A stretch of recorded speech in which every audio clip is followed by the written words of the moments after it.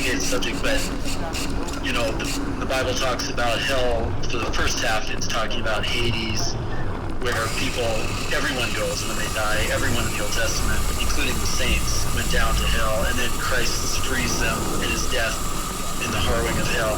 And then after that, when it talks about hell, it's talking about Gehenna, which seems to be like a civilization level event. It's Christ talking about Israel's destruction, and then in the Revelation, it's talking about what I perceive to be a warning about the far future.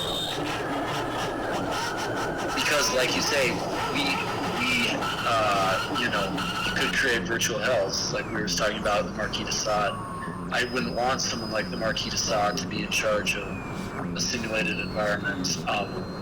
And so, because as much like Frank Tipler and David Deutsch talked about creating virtual heaven, there is also this slim possibility that humans could create virtual hell. And so that is what I think the book of Revelation is warning about when it has this very apocalyptic, discusses like the new heaven and new earth, but then on the other hand, it seems to be discussing what might be an alternate future where we create like hell on earth. And that, there's a paradoxical thing about humanity that you warned about something to prevent it from happening. And so I think that instead of this perception that, everyone we disagree with is going to hell, I don't think that's it at all. I think it's a civilization level warning about the dangers of evil taking over society. But I also think it's like an extremely slim chance that something like that could ever happen, because I think that there's too many checks and balances. There will be too many checks and balances to prevent, society from going completely off the rails. To be discussing what might be an alternate future where we create like hell on earth. And that, there's a paradoxical thing about humanity and things to prevent it from happening. And so I think that... hell, but it seems pretty bleak up there.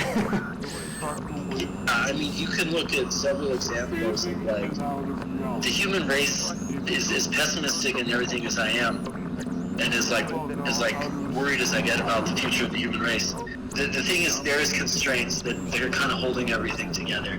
The fact that we still live in a society where, like you look at the tragedy that happened last week, most people are on the same page. We cannot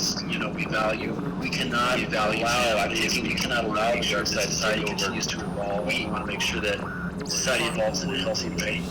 And I think most people, despite all political differences, are still on the same page. Even the fact that me as a sexual Christianism is well and good, but we kind of, as a dream, we want there to be a happy ending for the human race. So, despite having political, sexual libertinism, religious differences, I still think most people are on the same page. But then there's these outliers too. But does that concern you at all? Like, as a transhumanist, do you worry about